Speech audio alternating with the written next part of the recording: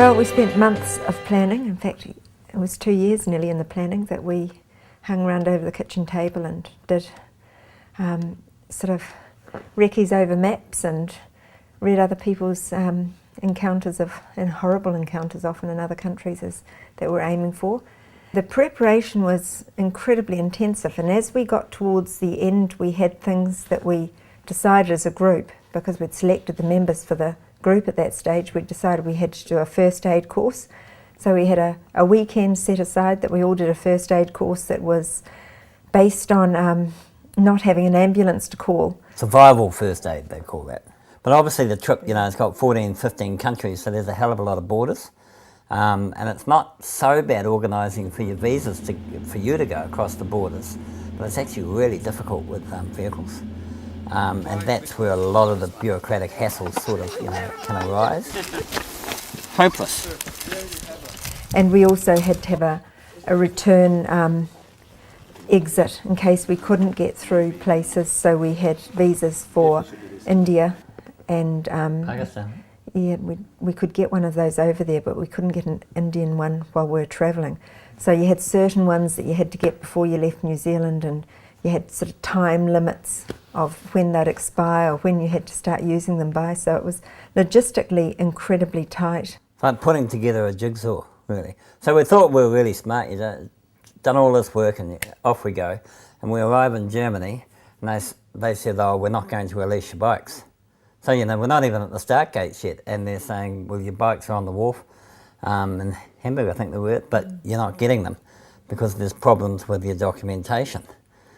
And we were told that Germany would be quite smooth, but the issue was that because the panniers had our gear in them, the panniers of the motorbikes, that was unaccompanied luggage. And we hadn't done the certification for unaccompanied luggage, so we could have the bikes but none of the riding gear and the helmets and none of so it's a hell of a bureaucratic mess.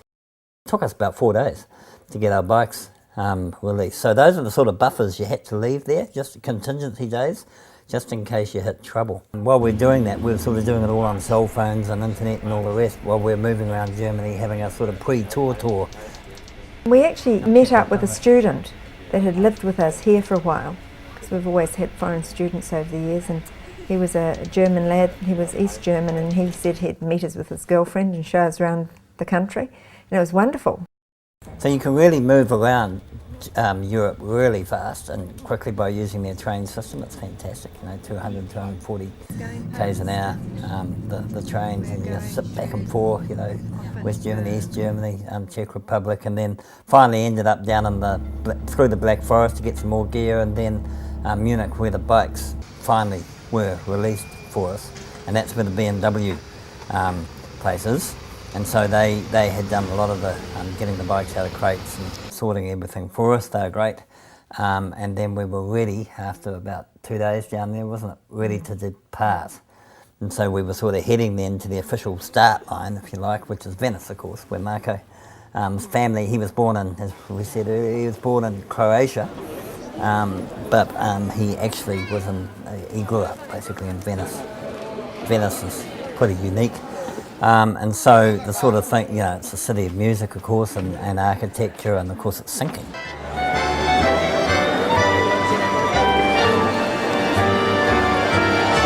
We danced around there and listened to the music, and it was the most expensive cup of coffee we've ever had in our lives. There were cover charges and there was all sorts of things. I think it ended up being about $25 for a cup of coffee each. And there'll be a busker or whatever playing his instrument, or I remember one day we went into the courtyard and there was this guy just singing arias.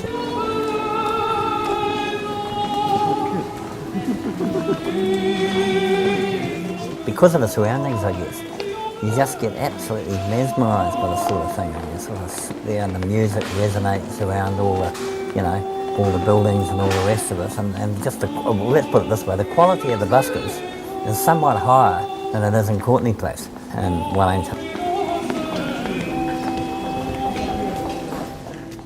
This route is pretty mystical, to go from sort of Venice all the way across to Bejing, which is the Marco Polo route.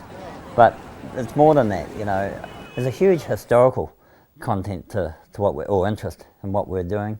But I guess number one is just with a motorcycle trip in these sorts of countries, you get total immersion.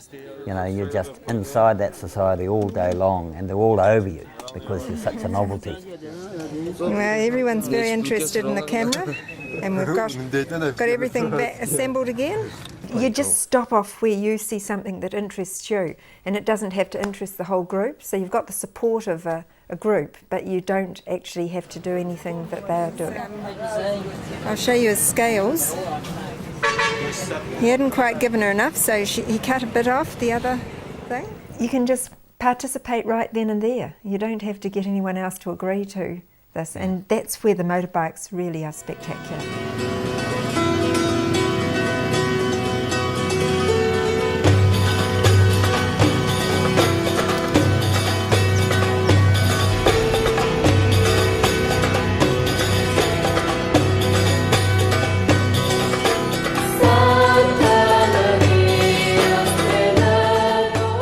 I think Croatia was one that I'd want to go back to in a hurry. It was coastal and it was just going places, and it just struck me as it was where Marco started from, where he was born.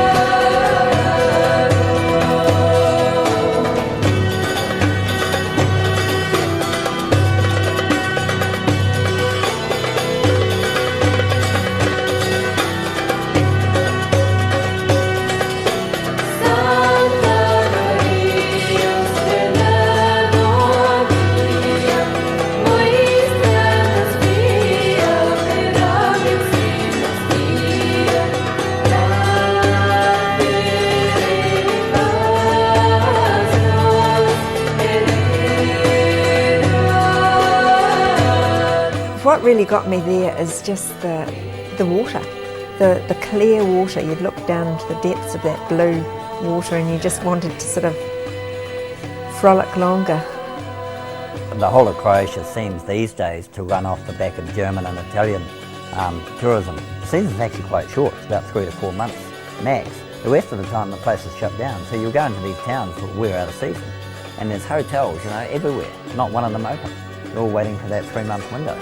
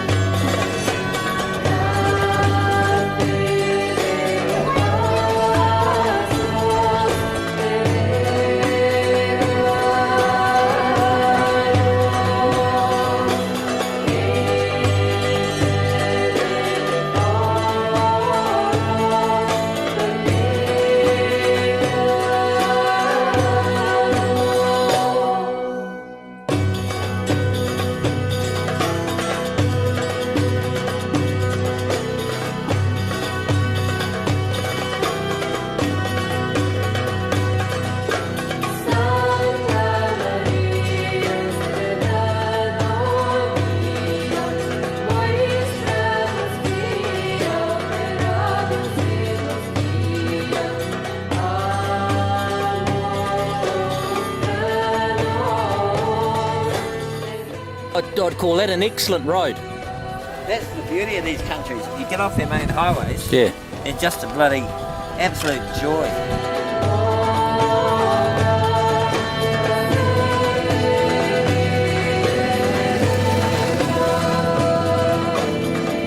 The lands of contrast. I mean, we started off, the first group we hit was the Balkans, which, you know, as you know, have been torn to shreds with the trouble since Tito went over. Well, we've just come into Bosnia through the border, and we came onto this scene of devastated houses, obviously been looted, shelled, burned out. Must have been horrible things happening here. And that's got to be the saddest part of the world that I'm aware of at the moment. I mean, there's just graveyards everywhere, and there's people in those graveyards still mourning.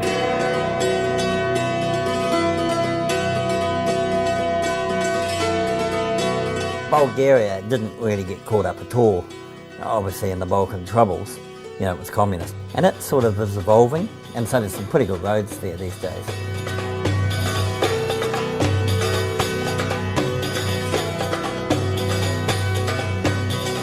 We pulled into a little village in Bulgaria, and there was a school teacher that was having his coffee, and he suggested that we go down the road and have a little look at the local school, and went and caused absolute chaos. The kids all poured out onto the streets, and we ended up going and getting them into their classrooms, and we went in and actually gave them a bit of a talk about where we're from and where we're going. My name is Dave. How are you? Cyprian? How are you? Bulgaria, you know, is up here. We come. And we always carried maps and an inflatable globe, so we could show them where New Zealand was. It was wonderful, and the teacher there was so keen for the kids to experience a bit more of the world, and obviously they just didn't have foreigners through like that. And it was doubly beneficial because she let me check my emails. Serbia.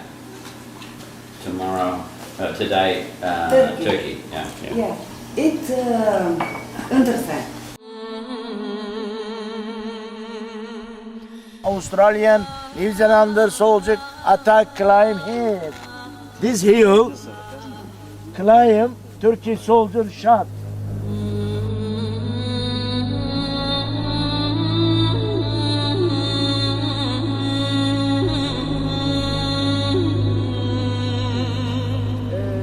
How far the tunnel? 3 kilometers. 3 kilometres. 3 kilometers. Underground.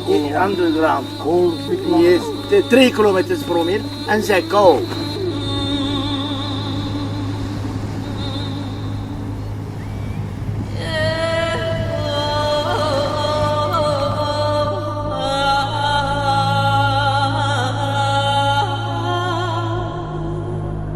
Turkey, or the old Constantinople, Istanbul, which is the border between Europe and Asia. And as you go across Turkey, I mean, Turkey is really a land of contrast in itself.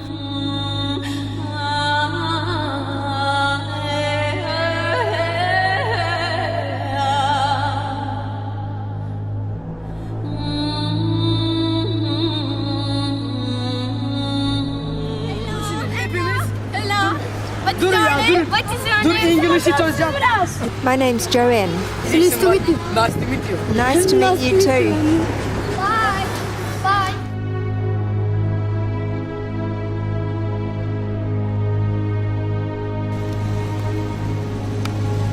That'll be Gareth or Dave, sloshing through the mud. Oh, very good. Thank you. Look at that. This town name? Name? Naive. Naive here. N-A-I-V, where we are. Naive. N-A-I-V. Yeah, it's the same as me, naive. Well, we're on the public ferry and we're travelling up the Bosphorus from the bottom up towards the Black Sea end. Takes about an hour and a half to get most of the way. We're looking here at the Asian side of the Bosphorus. As you can see, I'm all scarved up, and this is a dual purpose. It keeps my ears warm, but nobody tries to sell me anything when I look a bit more local, and it's proved a great ploy to be scarved up in the countries where women often are. I just have to explain why I'm wandering around with 5 men. I suppose they could be my brothers. You know, Turkey's right on the cusp. Well, it joins basically Europe with Asia, and Istanbul and the Bosphorus sea passage down the middle of that really separates Europe from Asia.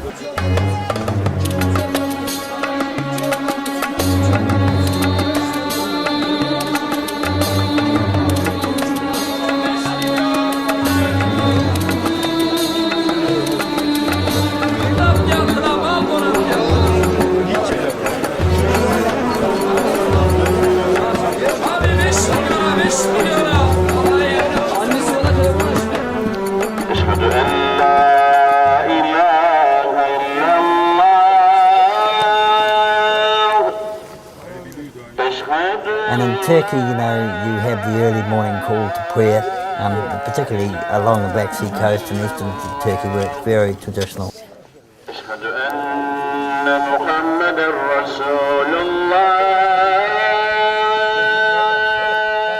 It's an acquired taste. You know, when you first drive, you think, what the hell is that? Some sort of screechy door going. And then all the dogs start howling and, you know. But then you actually, if you didn't hear it at 4 in the morning, you start to miss it.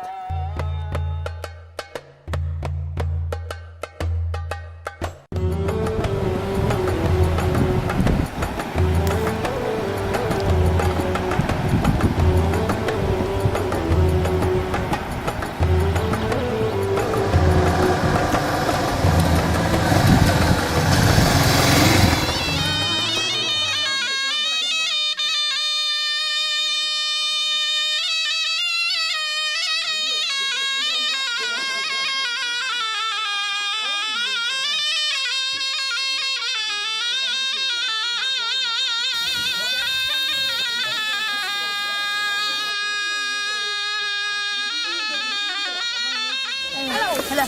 My name is Phil. My name is Akan. Akan? My name is Debra. Deva? My name is Hello? My name is Tani. Hello? My name is Sarai. Very good English.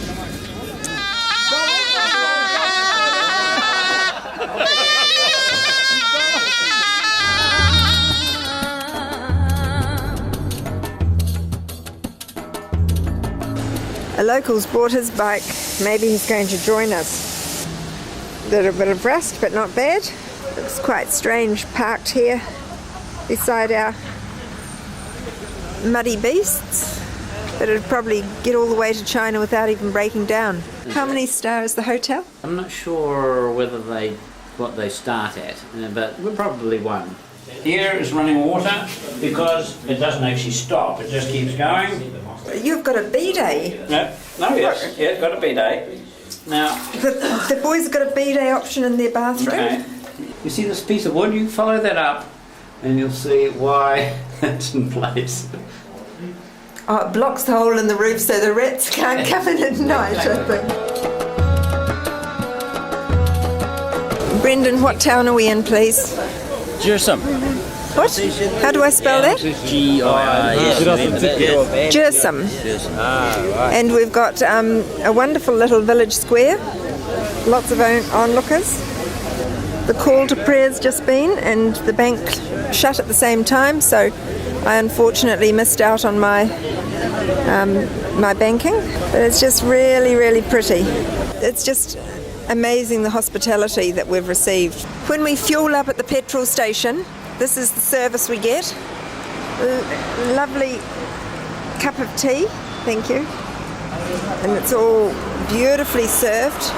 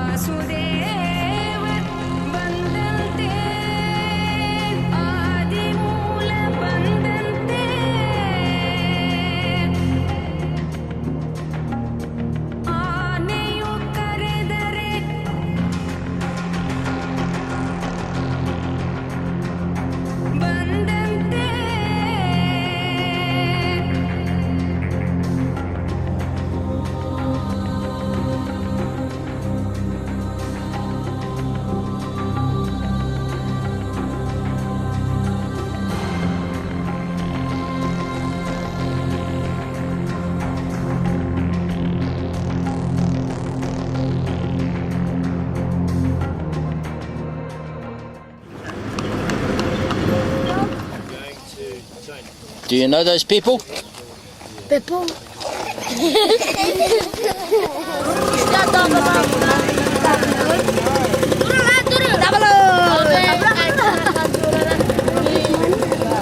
Abi beni çeker misin bir? Kırmızıya basacağım. Semavere baksana. I've been invited to join these girls skipping, so I'm going to try and perch the camera up and see if I can do that.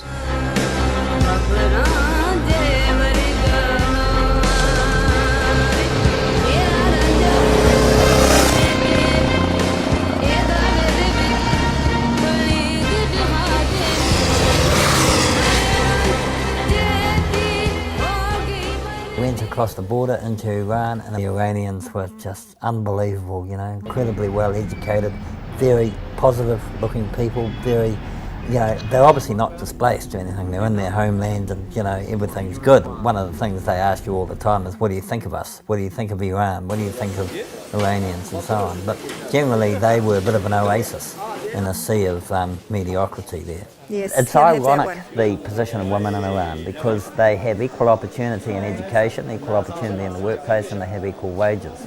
So, and also the standard of living in Iran is head and shoulders above any of the countries surrounding it, including Turkey.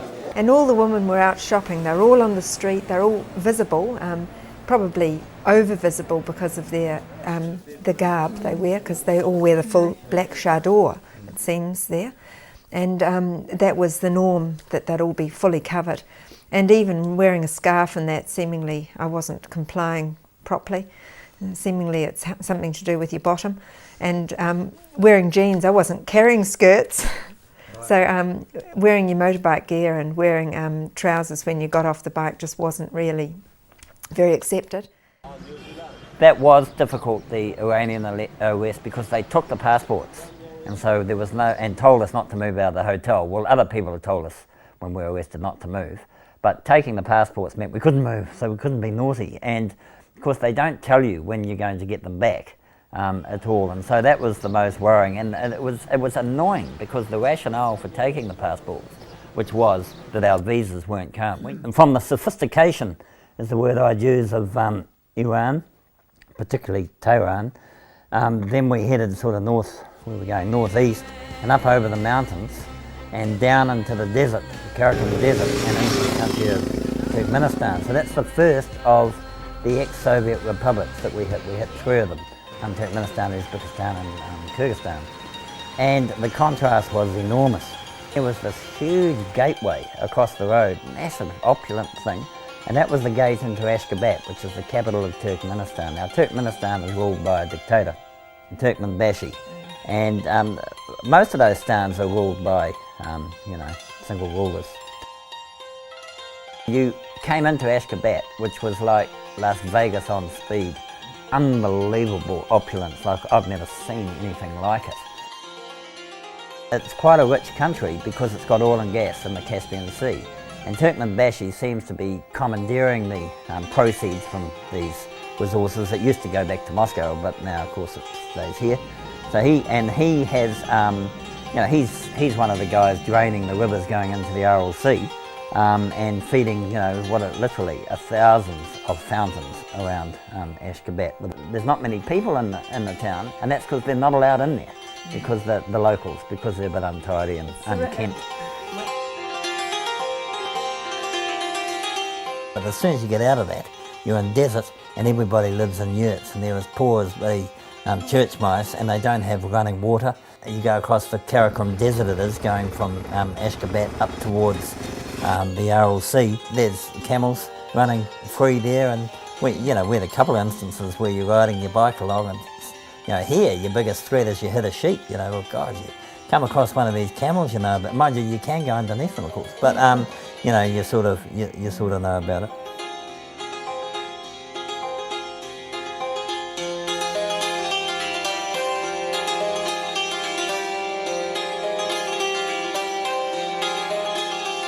The children are sitting at the side of the road minding a dozen sheep, and because nothing's fenced, you send your children out with your flock of sheep or animals, and they mind them and bring them in again at night.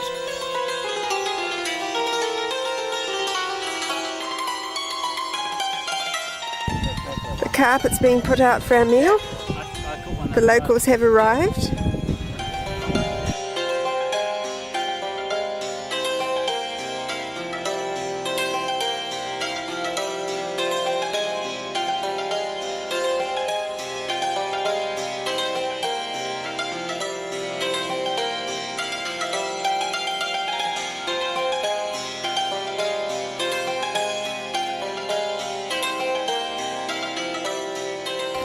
Okay, we're in the bazaar in Nukus, that's Uzbekistan.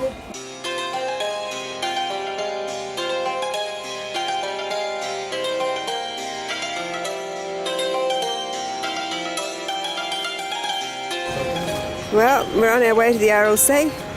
Dave's got a slight problem. Okay, your side can't get away, isn't it? We've got this on what?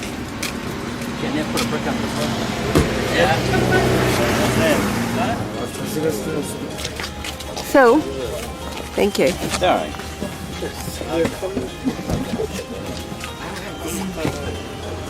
I'll show you the nail in a minute. And that's it. It did the dirty. An old nail, an old headless nail.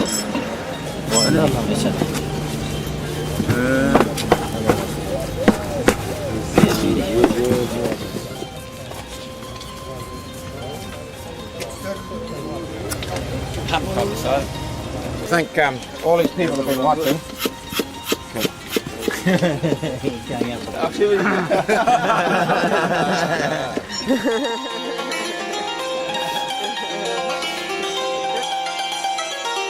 The sea's actually retreated 200 kilometres. We hear a lot about the RLC, of course, because it's a shadow of its former self. It's been drained primarily, actually, under the Soviet regime.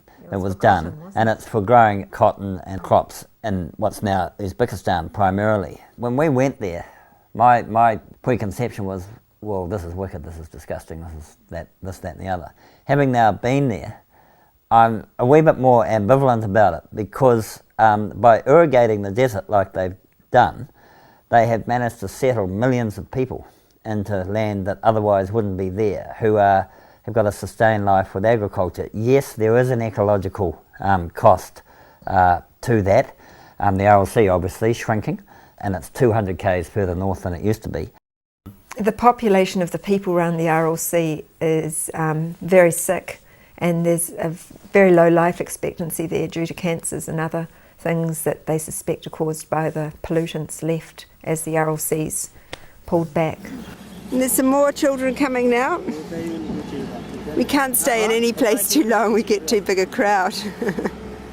When you're going across Uzbekistan from west to east, you do go through the classic Silk Road destinations of Khiva, Bukhara, Samarkand and Tashkent. And they are awesome, just in terms of the Islamic architecture that's there and just the history, you know, and the mosques and all the rest. And some of the towns, Samarkand and Khiva in particular, are incredibly rewarding as tourist destinations because of that history.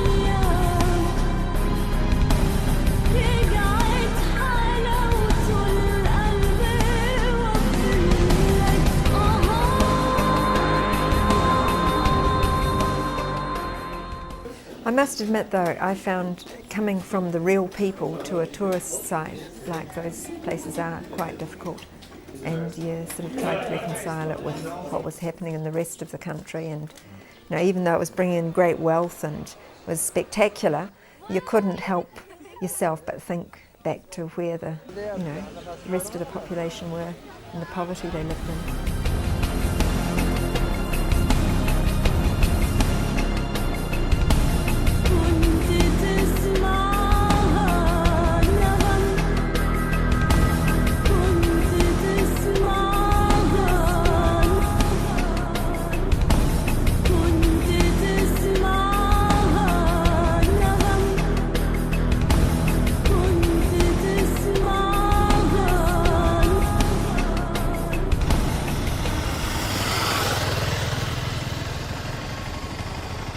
Kyrgyzstan, they have a burial style that's similar to the Russians, and they've gone this way rather than the Muslim way, and they have the faces and names and photographs on the tombs.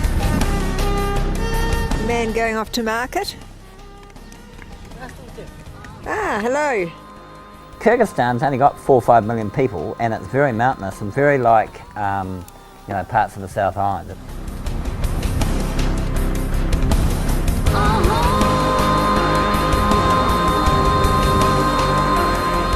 But the people there are probably the poorest of all the ones we've talked about, because unlike the other two countries, it doesn't have oil and gas. And so with the Soviets pulling out in 1990, there's nothing there, nothing left, there's no business left. In fact, the biggest industry is dismantling the old Soviet factories, putting all the parts on trucks, and the trucks going across the mountains to China to sell it as scrap metal. Well, it's obviously not a sustainable business, is it? It's a bit isolated, Kyrgyzstan, up in the hills and that, and a lot of the people are still nomadic, so they're living in the yurts, wandering around with their herds of horses. Actually, is what they are into, and they milk the horses and drink that. The school that we were dealing with, because it's part of UNICEF, was the big project there was to try and get these kids into school.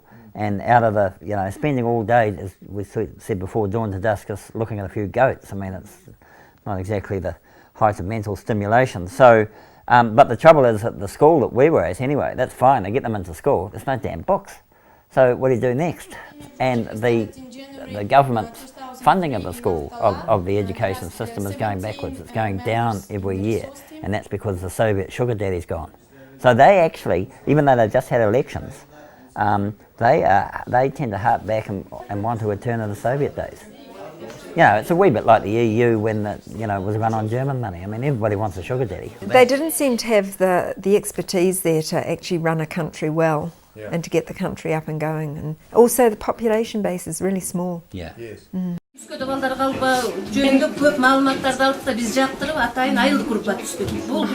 give them the information about the project, the idea and the concept of the project. And when they get acquainted, they loved, they liked the concept, and they decided to establish the village education group.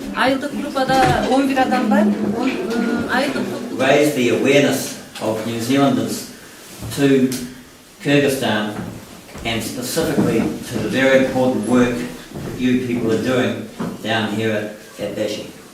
Bizlerden bir araya gelip oturmasının en birinci maksatı olup biz şu Canlı Zelandiya'da. So, for example, one dimension of that is we have already started to raise funds back in New Zealand that we hope to be able to, well, we will be forwarding to UNICEF for a specific application to this project.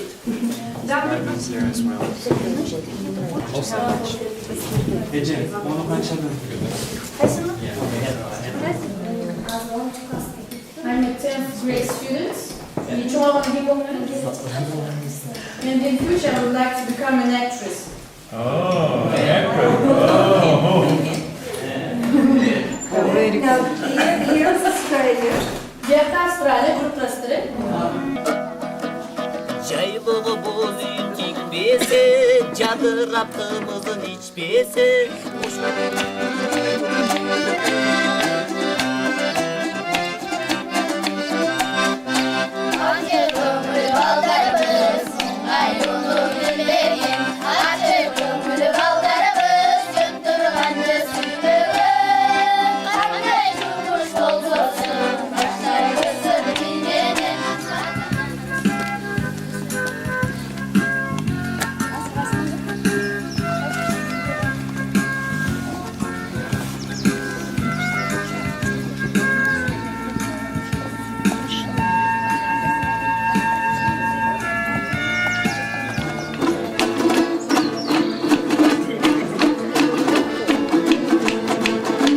like the Welsh harp that girl's playing, isn't it? Or juice harp, isn't it? Juice harp, yeah. I'd call it a juice harp, yeah.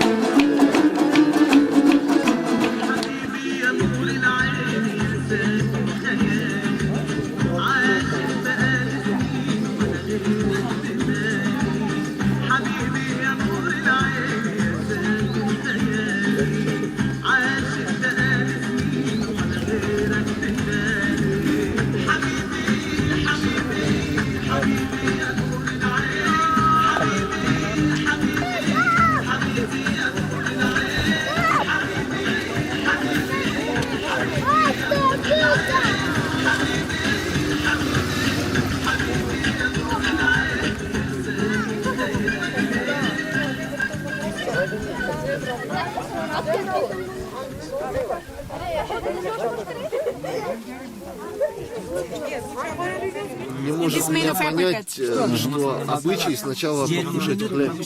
Ага. You will start.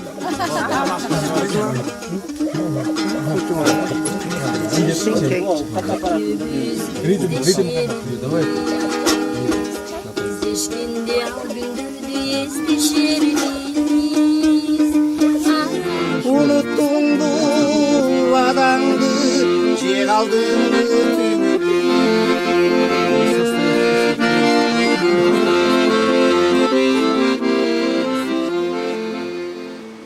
I worry a bit about Kyrgyzstan's future because it's sitting there, a little country, jammed in between a colossus of China on one hand and Uzbekistan on the other, and you just wonder about the future viability.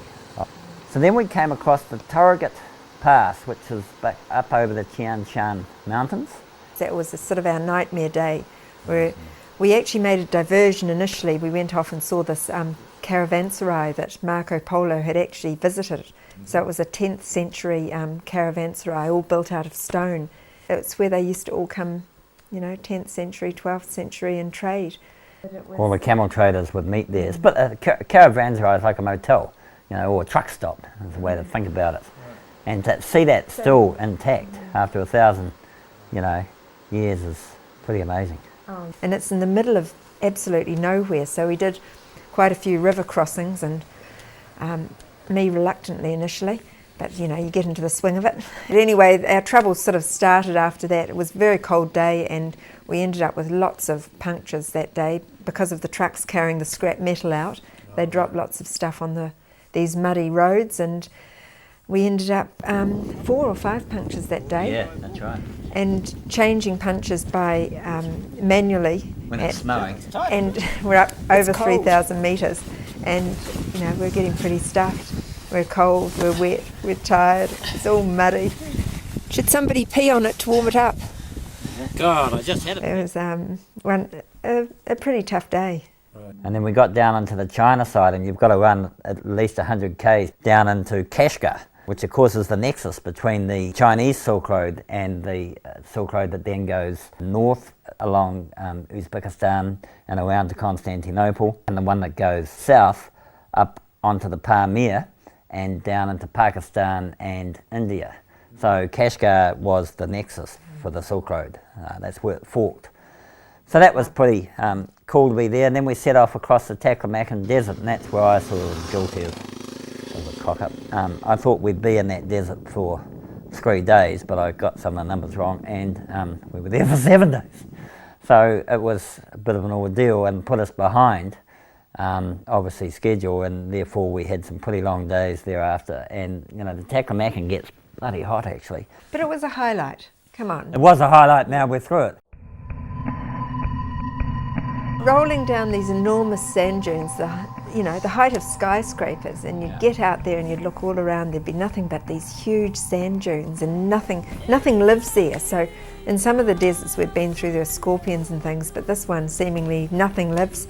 This is a desert that Marco said you go in, you don't come out, and you can see why, because it gets big wind as well, and with the sand dunes being so tall, they move. And so there's cities in that buried in this desert. And there are archaeological sites in this desert where they are uncovering cities of a bygone age that are under the sand.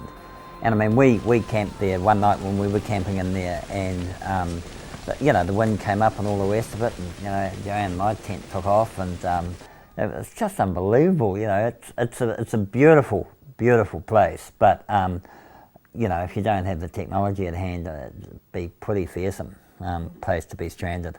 50 degrees for any length of time, and we weren't even peak summer there. Yeah. We're told it gets up to 70 in the summer. See, I didn't think 70 was possible, but when they built a highway south to north across it, the Chinese. This is an example of, you know, China Colossus, which is what it is. And so the Chinese come in, essentially they bring with them money, and they develop these regions. So they build big, in this case, a big road from the south of the desert right across it to the north. Now this is, remember what we just said, this is a desert that moves. You know, huge sand dunes, and it's a super highway. I mean, it's a flash road, but we haven't finished yet. They don't just build a road and leave it. Every 3 kilometres along this road, they have a pumping station, so they've sunk a well, and they bring up water from under the desert, and it feeds an irrigation system that runs the vegetation along both sides of this road to keep the desert at bay. So there's a lot of these stations, and every one is manned. There's permanently. The big road is actually to bring the industry in, to get the oil out and to open the area up for this exploration and mining.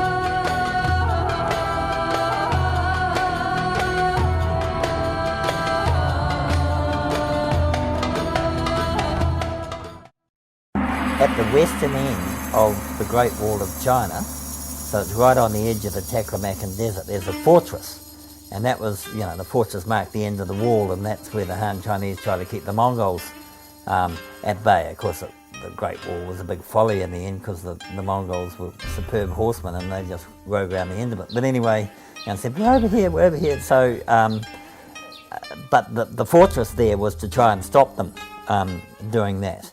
They've got a couple of tourist activities, so you can stand up there with the old original archers' bows and actually shoot at these dummies down below. Oh, got him in the testicles. So it's quite satisfying having a little shot with the arrows, seeing if we could knock off any of the Mongol hordes. You got him on the balls, didn't you? You didn't get him on the, target. I was aiming for the heart. Right. Compared to the eastern seaboard, where Shanghai and Shenzhen and that are, this is supposed to be the backwater of China. And you know, Joanne and I were last in China 20 years ago, and when we were there in the early 80s, it was not actually that happy a place. I mean, people were pretty down in the mouth, and it was very poor. Well, you couldn't get a bigger contrast than we got here. These places we went to now hadn't had tourists there before, hadn't never seen a big nose, as they called us, and it was just amazing. They often had quite good English. The children had been studying English. It was very much part of their education, and they'd say, we haven't seen a foreigner before. And even that was quite common until we were close to Bejing. It's an incredibly closed economy still. They just, you know, it's coming out, and it's coming out at such a speed that it's bedazzling. I mean, I tend to think of all those Chinese towns right across the country now as little Hong Kongs. I mean, they are incredibly vibrant. It's like one bloody great construction site on the one hand, because they're building their cities and their new towns and all, and they just bulldoze the old one. They're pretty ruthless like that, actually. A lot of history's being lost. Just going, you know, and up comes the white tile bloody buildings and so on.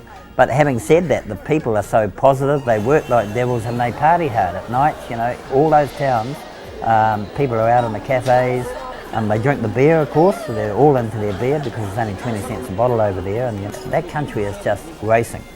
Now, when you talk to people about it, about the positivism, and they remind you that it was their parents that were actually caught in the famines not that long ago. You remember 30 million people died of starvation under Mao. And you know, so to see a country that's just come out of the pits and is going up the curve so fast is pretty gobsmacked.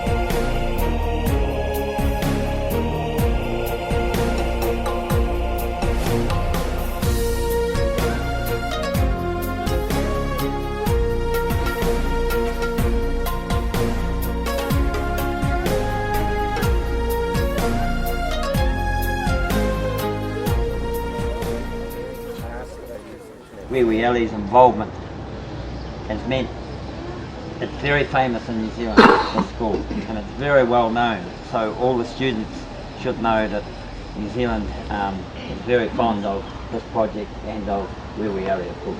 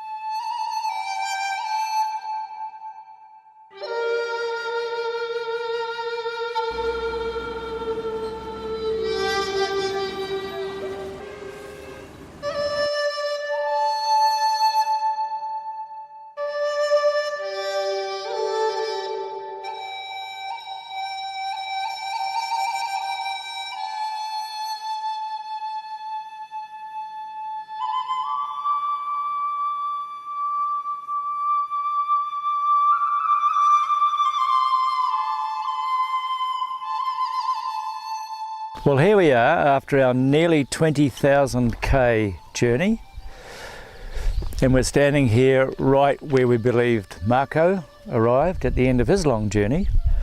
Samuel Taylor Coleridge wrote a pretty good poem about it. In Xanadu did Kublai Khan a stately pleasure dome decree, where Alf the sacred river ran through caverns measureless to man down to a sunless sea. So twice 5... When we got to Xanadu, just before we were due to turn south to Bejing, which was the end, I said to everybody, well, you know, we don't have to go. We could turn left here instead of right, and we could go up across outer Mongolia and then into Siberia, right around and into go out at Vladivostok. You know, it might add another month, but you know, who's on? And it was really funny because they actually took me seriously, and one of the guys rang back, or didn't ring, but emailed back to his wife about it. And she said, yeah, that's fine, as long as you just tell me when you're coming home. You know, so everybody wanted to do it, but the practicalities were we had the boat booked for the boats, and we couldn't do it. But that's not bad, you know, 3.5 months on the road, living in each other's faces, and everybody just wants to keep going. It's not to say, you know, every day was a piece of cake, there were ups and downs, but overall I think that's a pretty amazing testimony to... We were all still talking to each other at the end. We're still prepared to go out and party together, so it's pretty good.